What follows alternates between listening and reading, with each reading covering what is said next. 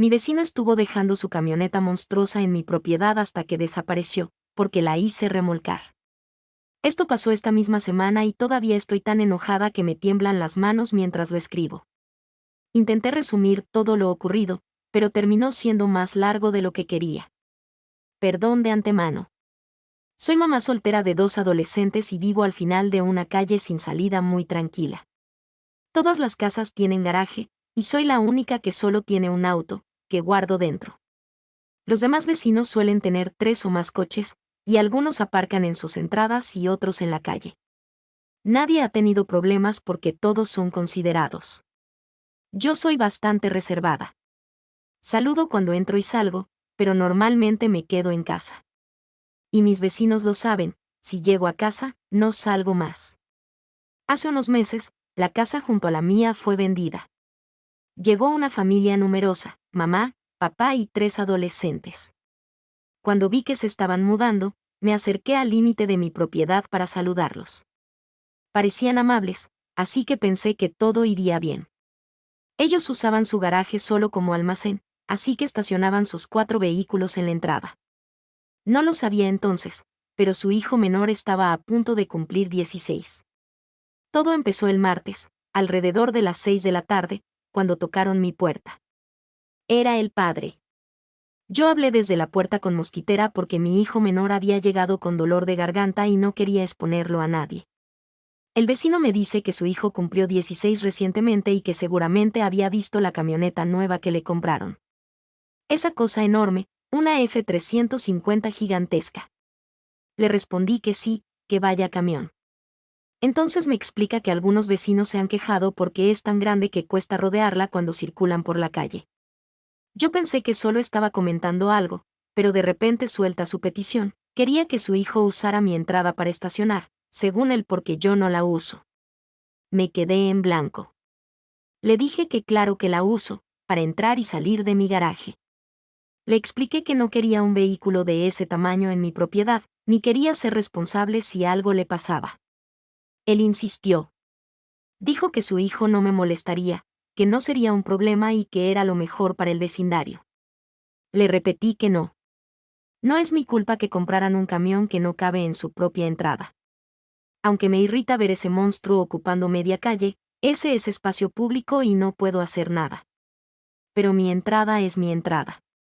El hombre me dijo que no estaba siendo una buena vecina. Yo ya estaba perdiendo la paciencia. Le dije que tenía un hijo enfermo, que la respuesta seguía siendo no y cerré la conversación.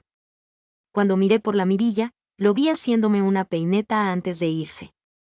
Esa misma noche llevé a mi hijo a urgencias menores. Por suerte era solo un virus. Al día siguiente conté esta historia en el trabajo y mis compañeros estaban igual de sorprendidos que yo. Una compañera me sugirió enviar un correo a la asociación de propietarios para dejar constancia de lo ocurrido, por si algo pasaba después. Así que lo envié durante mi hora de almuerzo. No era una queja, solo un para que lo sepan. El viernes por la tarde, mi hijo no estaba mejorando y tenía fiebre. Decidí llevarlo de nuevo a urgencias menores. Lo subí al coche, abrí la puerta del garaje y ahí estaba. La F-350, estacionada en mi entrada, bloqueándome completamente. Me hervía la sangre. Fui a la casa del vecino y golpeé la puerta. Me abrió la madre, molesta porque interrumpí su cena. Le dije que su hijo había estacionado en mi entrada después de que ya les había dicho que no lo permitía, y que necesitaba salir urgentemente con mi hijo enfermo. El padre apareció detrás de ella, muy tranquilo, diciendo: no la bloquea, puede rodearlo. Como si esa cosa fuera pequeña. Era imposible rodearla. Le dije que movieran la camioneta ya o llamaría a la policía y a una grúa. Me repetían que no estaba bloqueada, pero que igual la moverían. Les dije que me daba igual lo que ellos consideraran, no pueden estacionar en mi propiedad.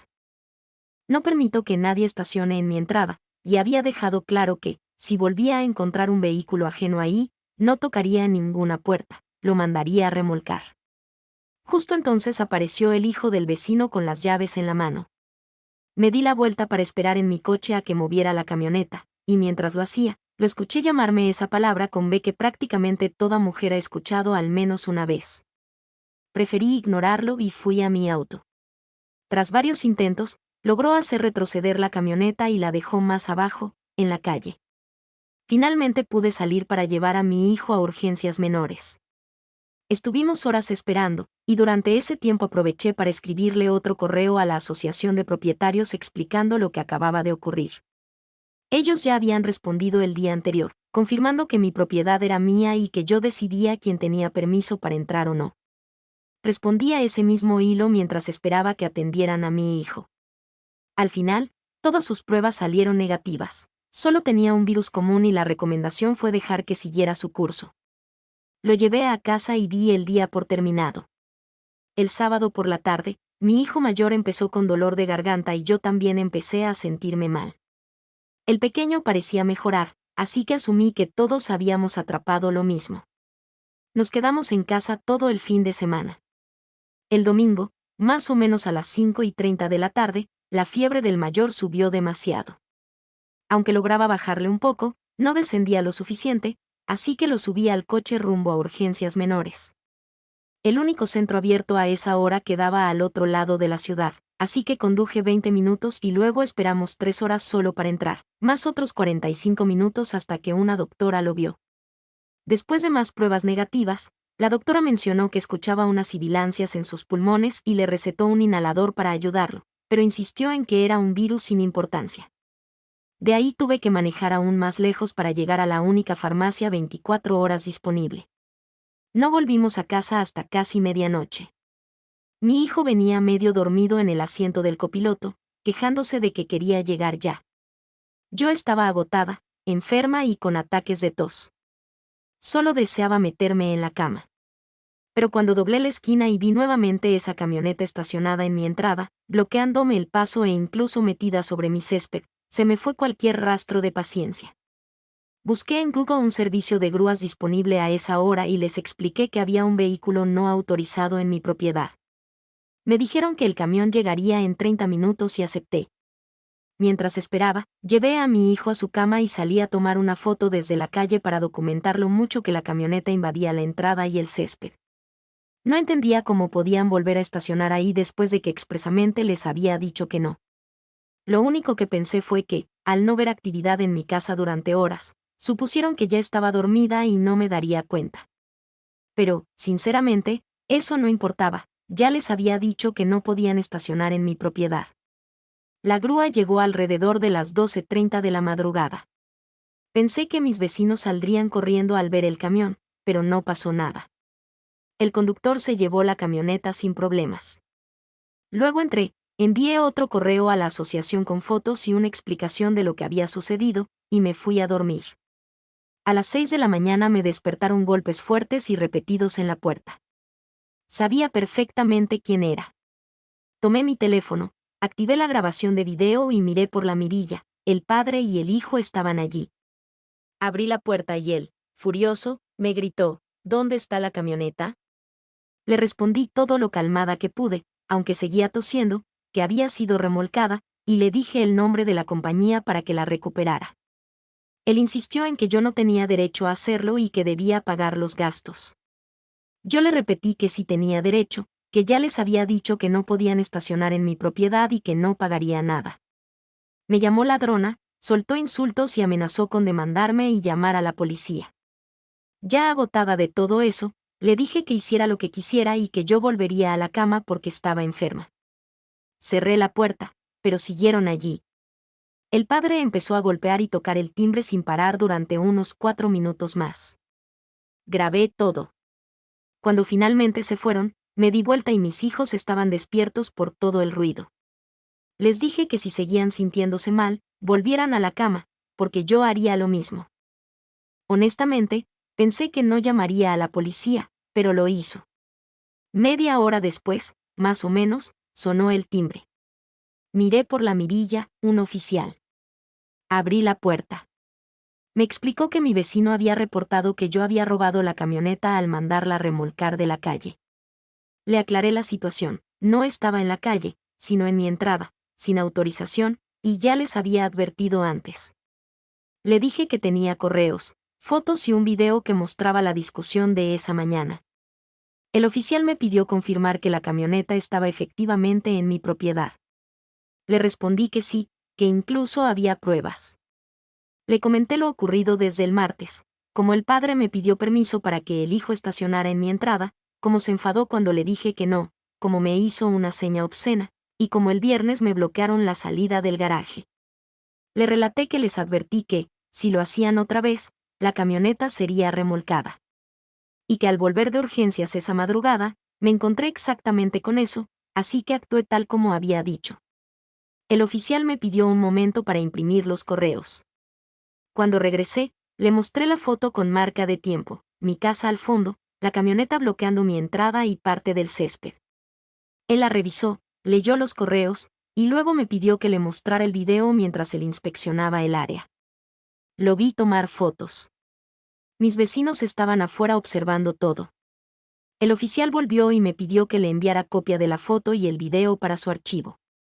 Finalmente me dijo que tenía suficiente información para constatar que el vehículo estaba en mi propiedad y no en terreno público.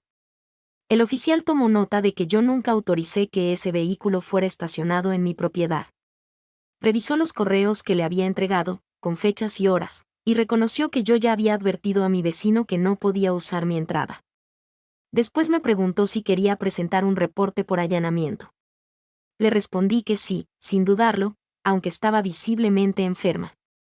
Me explicó que podía hacerlo con él en ese momento o de manera online más tarde. Escribió algo en su tarjeta, me la entregó y me dijo que ahí estaba su correo para enviarle la foto, el video y el número del caso. Le dije que prefería presentar el reporte más tarde porque estaba agotada. El oficial me pidió que, al enviar la evidencia y hacer el reporte online, incluyera el número del caso y su nombre. Antes de irse, mencionó que vio en el video al padre del vecino amenazando con demandarme por remolcar la camioneta, y me aconsejó que conservara absolutamente toda la evidencia que le había mostrado, junto con el número del caso y, más adelante, una copia del informe policial. Me indicó que ahora iría a hablar con el padre del vecino y se disculpó por molestarme tan temprano. Le agradecí y cerré la puerta, volviendo a la cama, aunque estaba tan molesta que no pude dormir nada. Unas horas después envié la foto, el video y nuevamente los correos a la dirección que me dio el oficial. Guardé copias de todo por precaución. También presenté el reporte por allanamiento en línea. Luego me senté a escribir todo lo que había sucedido. No sé en qué acabará esto, pero pienso seguir adelante.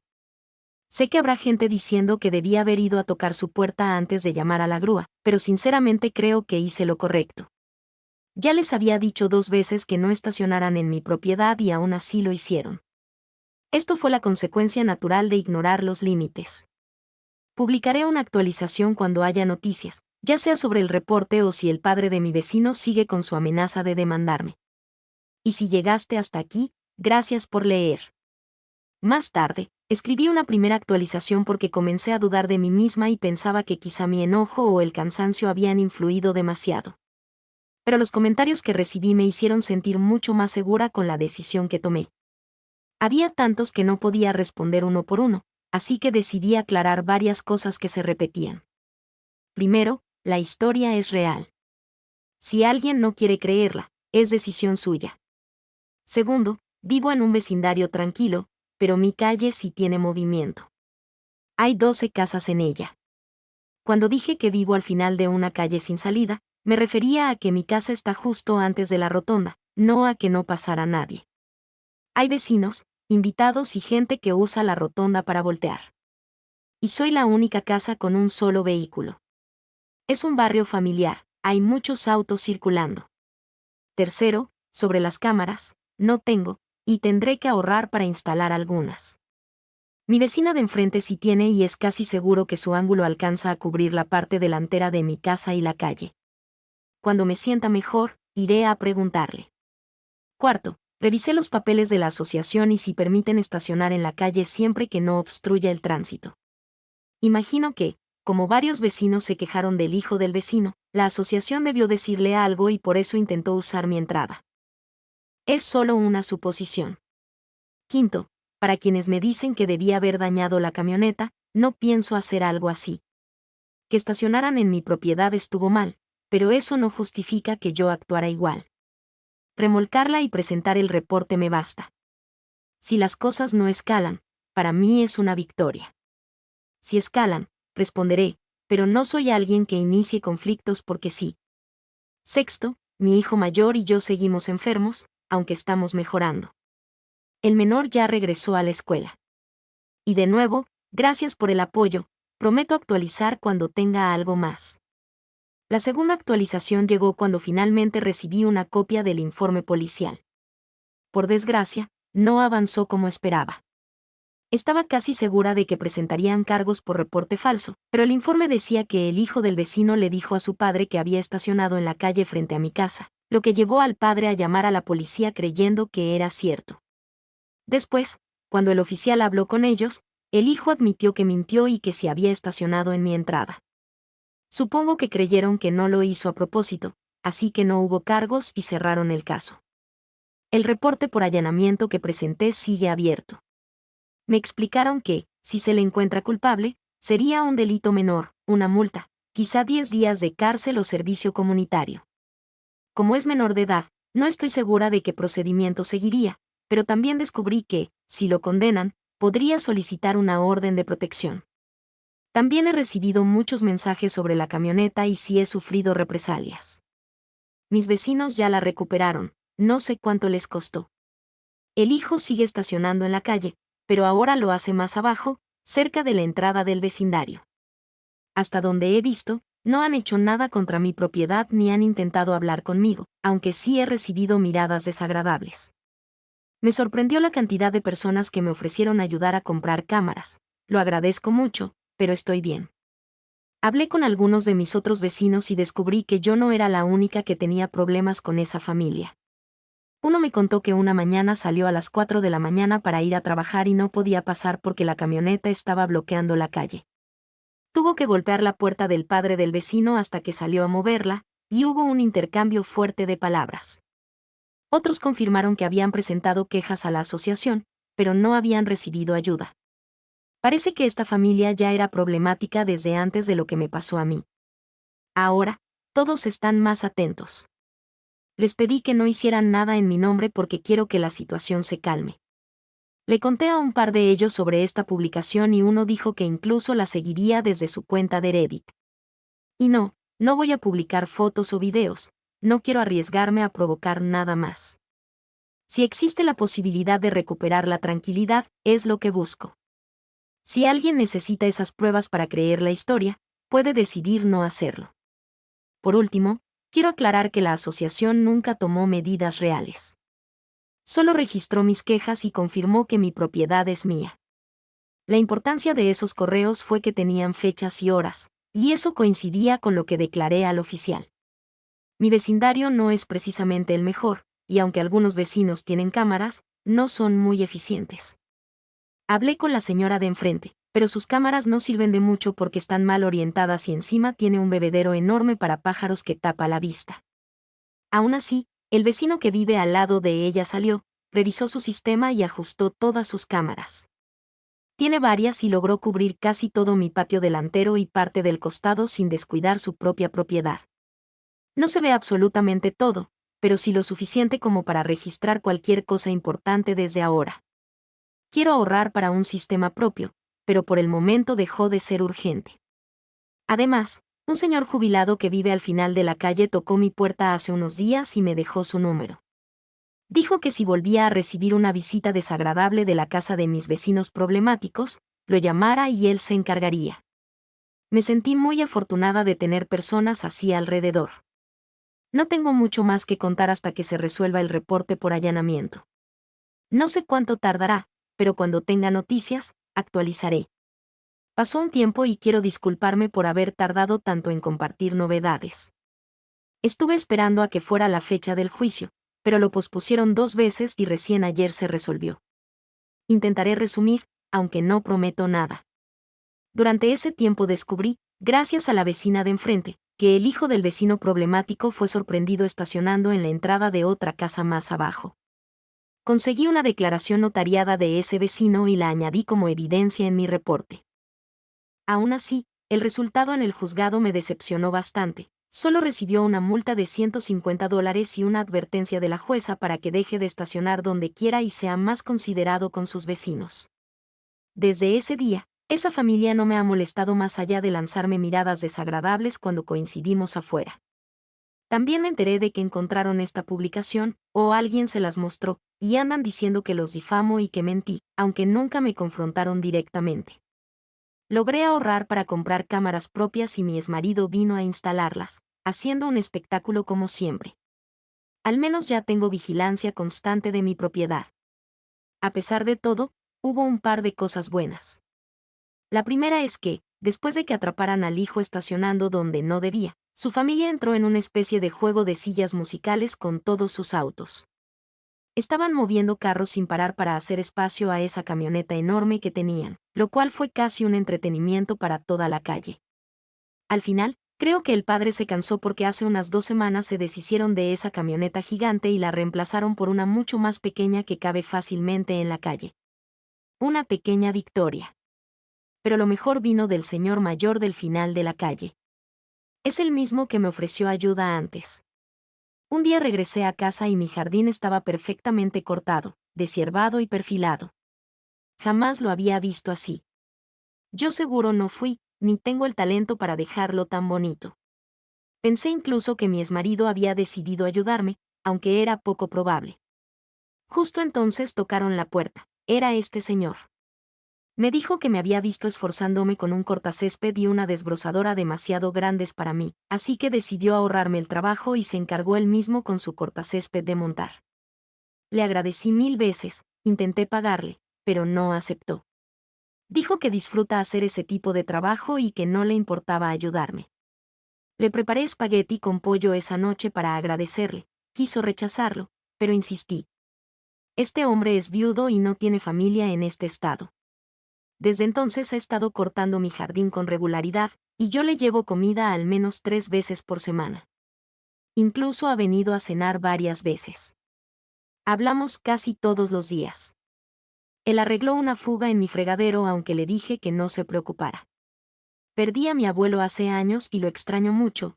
Este hombre me recuerda tanto a él que, sin querer, se ha convertido en una especie de abuelo adoptivo. Les cuenta historias a mis hijos sobre su tiempo en el ejército, sobre sus hijos y su esposa fallecida, y siempre les da consejos. Incluso usa como ejemplo a los vecinos problemáticos para explicarles cómo no comportarse. Sin quererlo, se volvió parte de nuestra familia. Este año solo íbamos a cenar mis hijos y yo en acción de gracias, así que lo invité. Después de insistir bastante, aceptó. También lo invitaremos en Navidad. Guardé algo de dinero extra para asegurarme de que tenga un regalo bajo nuestro árbol. Supongo que, de alguna forma, debería agradecerle al padre del vecino y a su familia, porque su mala actitud terminó acercándonos a alguien que ahora es importante para nosotros. Gracias por todo el apoyo que me han dado, y no se preocupen, estoy bien.